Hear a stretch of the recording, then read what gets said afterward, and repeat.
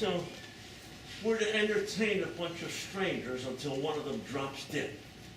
It's just pretend, Toby. Oh, it's one hell of an anniversary present. Now listen. Who have you asked? I think it's a great idea. Who have you asked? Jenny and Tom? I'm sure they're on the list. And Millicent? And No, nobody you know. That would be way too easy. Then who? No one I know either. I handed this over to Virginia in personnel, and she had a ball.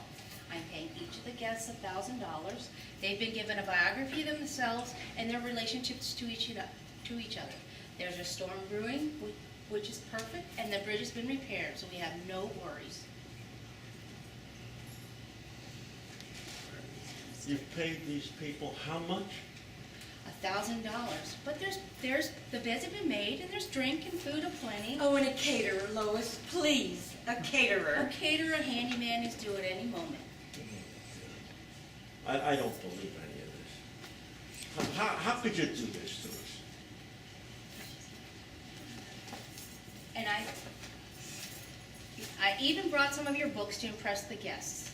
The guests don't have to be impressed. They're being paid $1,000. Where shall I put them? Here on the shelf? Here, let me help.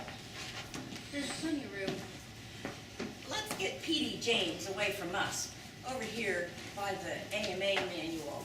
Yeah, that'll do it. Right there next to the reference books. Yours are just as accurate. Why did they need all these heavy books? Oh, the professor in the movie was always going to the shelf to look something up. Well, he should have looked up back when he was lousy. Oh, there. I'm hoping this gets your atrophy brains working again. Well, something has to. This might be it. So, the list of guests and rules are in the box. So good luck and have a good weekend. You're leaving? Well, I don't want to be in the way, and I don't really want to know what happens until it's all over. Besides, I have a lawyer's meeting about the partnership. Oh, so it's true. You're taking in Walter Matthews as a partner. Only 49%. It's too much since Gregory died. That won't change our relationship, of course. You guys are really special to me, even if you don't get a book written. No. You're dirty, rotten scoundrels if you don't get a book written. Hasta luego. Well, I don't believe it. Toby, we can just sneak out of here. What do you say we tiptoe out of here? Let's go. Yes, indeed. Find that plot someplace else. Oh, excuse me, darlings, please. I must protect my investment, so I have taken the distributor cap off your vehicle. Happy anniversary again. Is a distributor cap necessary for a car? Is vermouth necessary for a martini? We can run into town. Oh, you can't even jog down the lingerie aisle at Bloomingdale's. Then we're trapped. Wait until you get your Christmas present. Happy anniversary, darlings. I'm in no mood to What are entertain. those rules? Okay, it says they've each been given index cards with their backgrounds. Yeah, and how to interact with each other. They have to stay in character or they lose their $1,000. I wonder what Walter Matthews will say about all those $1,000 bills. It just might ruin a new partnership. And what about the IRS? Let me see that. Say please.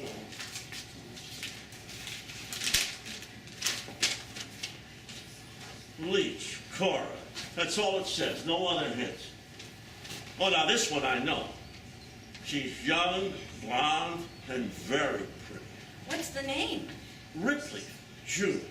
That is so poetic, June. Never trust anyone named for the months.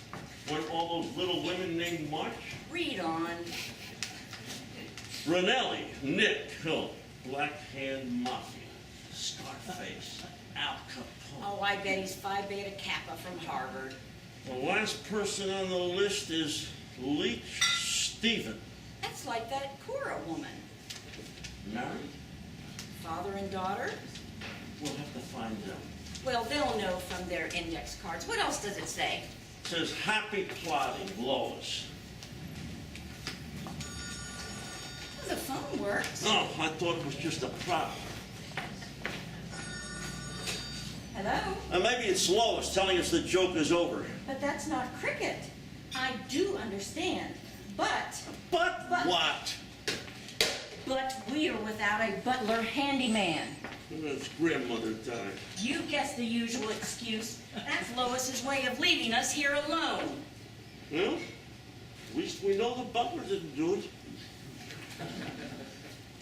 These people are gonna soon, they're gonna arrive just in time for cocktails and hors d'oeuvres. Oh, and who's gonna fix those hors d'oeuvres and dinner? Don't look at me.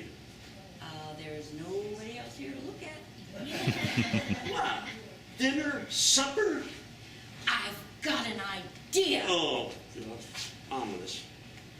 It's always ominous when you get that tone of voice. These people don't know who we are, do they? Probably not. Except maybe from the photos on the dust jackets of our books. Oh, you insisted on so much retouching we're barely recognizable.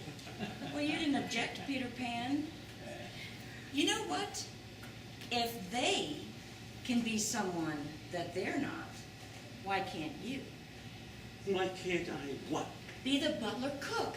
That would put one over on Lois, and then you can eavesdrop and solve the murder even before it happens. But how would you explain my absence? Well, it won't be that dead grandmother bit, that's for sure.